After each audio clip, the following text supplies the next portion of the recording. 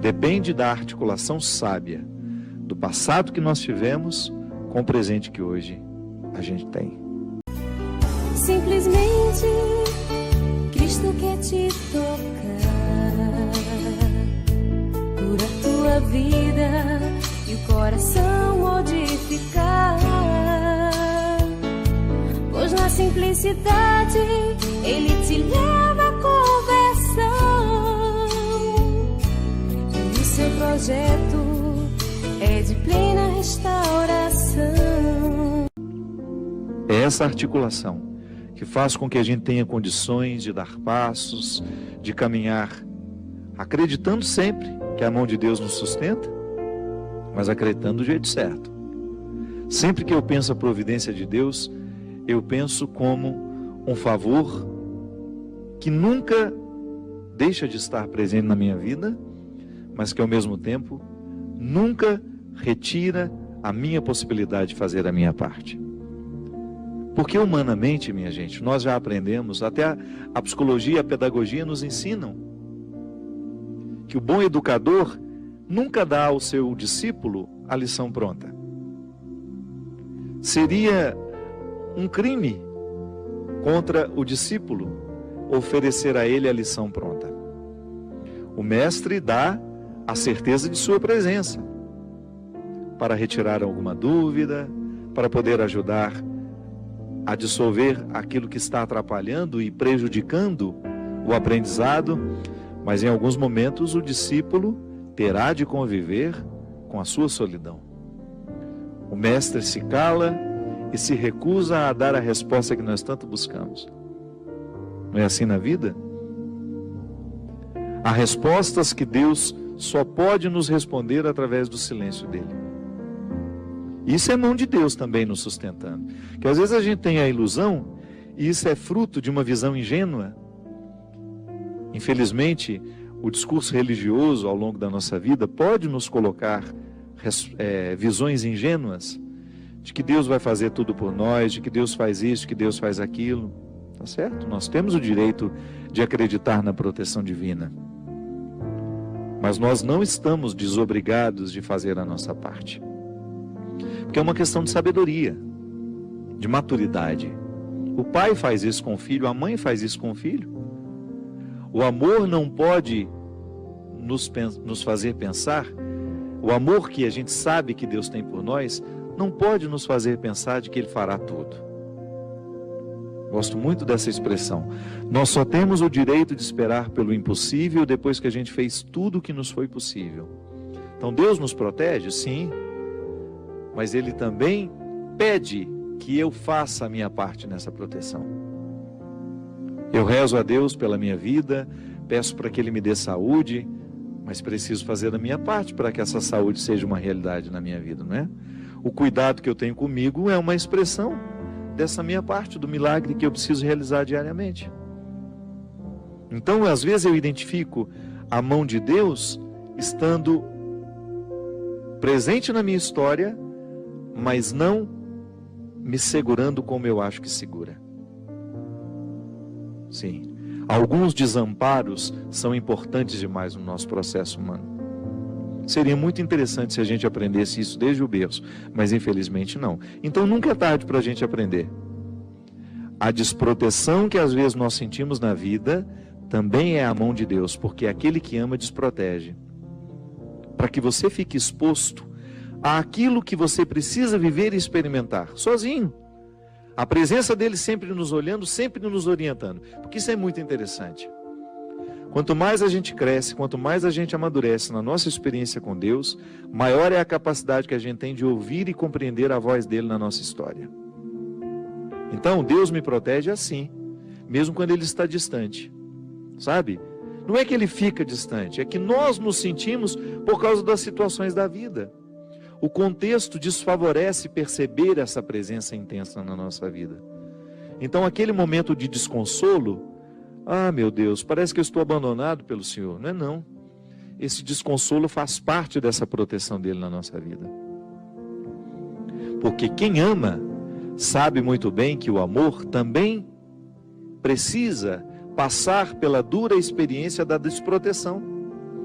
porque excesso de amor desprotege. Não é assim que funciona? Quando uma pessoa é excessivamente protegida, no fundo, no contrário de tudo isso, existe uma desproteção, porque aquela pessoa não consegue amadurecer. Então ela vai ser eternamente ingênua, vai ficar eternamente acreditando que ela está dentro de um conto de fadas, e a vida não é um conto de fadas. Então acreditar na proteção de Deus não nos dá o direito de pensar que Deus fará tudo por nós, que caminhará por nós. Não. Ele vai estar sempre nos fortalecendo à frente dessas batalhas que nós precisamos enfrentar, mas nós estaremos na responsabilidade de realizar a parte que nos cabe. Foi assim com Moisés. Essa música cita Moisés, né? Foi essa mão que ajudou Moisés a dividir o mar em dois. Há nessa passagem uma riqueza muito grande que está em Êxodo. Quando Moisés está apavorado, porque ele retirou o povo do Egito e saiu na direção dessa terra protegida. Protegida não, prometida. Está vendo? Que também é um pouco protegida, né? A terra prometida seria alcançada, uma promessa que Deus fez a Moisés, desde que ele se encorajasse a retirar aquele povo da escravidão e atravessasse as dificuldades do deserto. Veja que quem já teve a oportunidade de ir a Israel sabe muito bem o que é o deserto. Você entrar naquele deserto para chegar a um lugar que não sabemos onde é, que só está no coração de um homem, como promessa, é uma dificuldade muito grande. E o povo acreditou, foi atrás de Moisés, começou a viver as restrições do deserto, a fome, começou a sentir saudade das cebolas, né? Porque no Egito eles comiam cebola, no tempo da escravidão a cebola era o principal alimento, por isso que às vezes a gente usa a expressão, não fique chorando as cebolas do Egito, não é assim?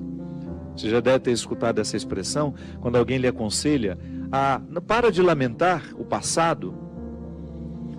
O que é lamentar as cebolas do Egito? É dizer, eu era escravo, mas tinha esse alimento, eu tinha cebola para me alimentar, e agora eu estou livre, mas não tenho nada. Calma, dê tempo ao deserto, permita que o deserto lhe diga o que ele precisa dizer, até a fome. A restrição, ela é importantíssima no processo humano. A gente identifica o tempo todo que pessoas são estragadas porque não lhes faltou nada. É terrível quando você tem um filho que foi paparicado desde criança, não lhe faltou absolutamente nada, e de repente, no descampado da vida, de repente aquela pessoa precisa enfrentar o deserto da vida e ela não tem munição o suficiente para dar conta. Aí fazer o quê? Como é que nós enfrentamos o deserto? Ali naquele momento, quando Moisés retira o povo da escravidão e se encoraja a levar este povo pelo deserto, a caminho da terra prometida, ele também sente medo, ele também não sabe o que vai ser. Por isso ele o tempo todo, através das manifestações de Deus naquele momento da vida de Moisés, ele se comunica com Deus. São as epifanias, né? Que são essas manifestações gloriosas de Deus ali, através da realidade simples. É a sarça que arde, é a pedra que jorra água, enfim. Deus vai conversando com Moisés, vai dando a ele sinais de que ele está no caminho certo, mas não o priva da desproteção que o deserto lhe causa. Então, desprotegido naquele deserto, materialmente falando, ele pode firmar uma confiança em Deus que nenhum outro conforto havia dado. Está vendo como é interessante? Como a desproteção, a aparente desproteção, ela tem todo um cuidado reservado e de bastidores ali.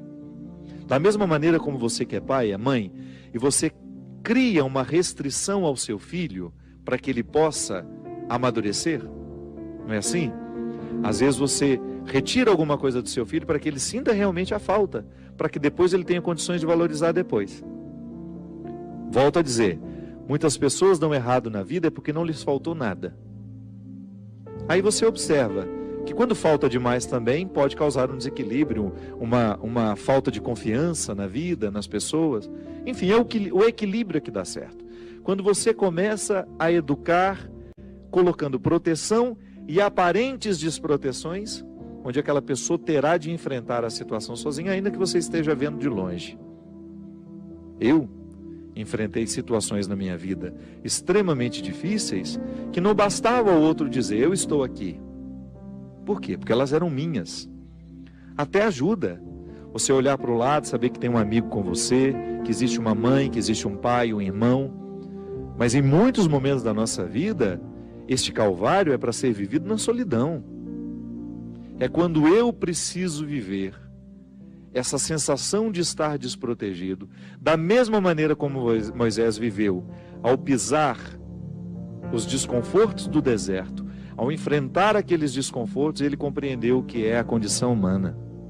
Então eu também faço essa experiência, você faz.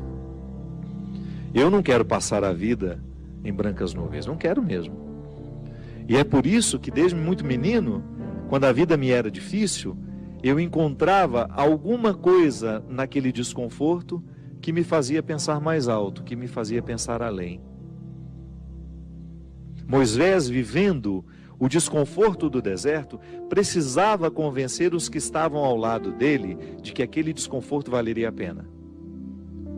Mas alguns queriam voltar para a escravidão. Olha como a fraqueza humana está muito presente na nossa vida no momento do desconforto. Quanta gente, vou dar um exemplo simples para você entender. Existem pessoas que precisam romper com namoros que são terríveis, desastrosos. Aquela pessoa só faz mal a você sabe disso, mas você tem um vínculo com ela, você tem necessidade afetiva, você não consegue romper aquele namoro. Então, de repente, você se encoraja, você fica com tudo claro diante de você, essa pessoa não me faz bem, eu não posso me casar com essa pessoa, porque se no tempo do namoro já está assim, imagina na época do meu casamento, depois no meu tempo de casado, vai virar um inferno pior ainda do que já é.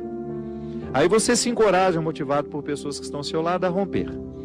Aí é terrível no dia que você rompe. O sofrimento é cruel dentro de você. Parece que você nunca mais vai se recuperar, que você só pensa naquela pessoa. Por quê?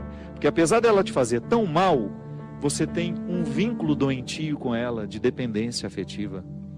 Você sabe que ela te faz mal, mas você não sabe viver sem ela. Aí você começa a dar passos. A primeira semana é horrível. Você sofre, você chora, você não pode ouvir a música, você não pode sentir o cheiro, você não pode ver aquele pedacinho de não sei o que ele esqueceu lá na sua casa, que tudo aquilo é terrível. Mas de repente você começa a dar passos de libertação. É como se você estivesse andando na direção de uma terra que só vai te fazer bem.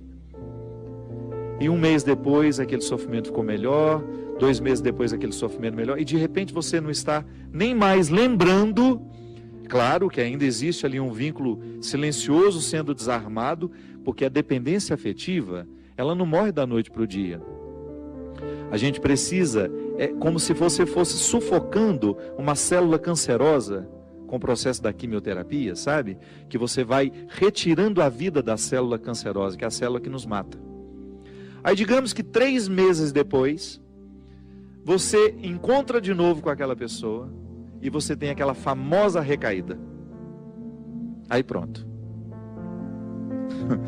O castelo que você estava construindo, o chão que você tinha andado, que tinha sido tão difícil, você joga fora e você volta para o Egito, você volta para a escravidão.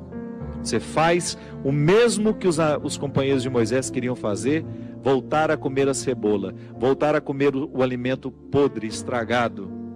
Aí você reata aquele relacionamento, porque ele é doentio e você não cuidou da devida distância que você deveria manter.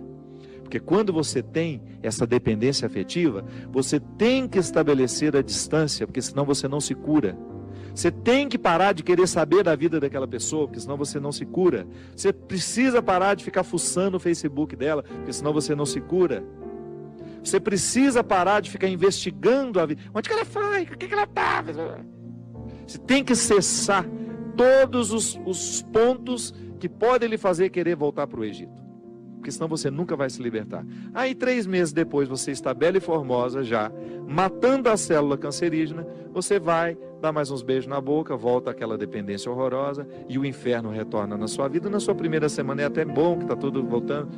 Daqui a pouco, minha filha, você está no inferno pior do que você estava 3 meses atrás. É assim.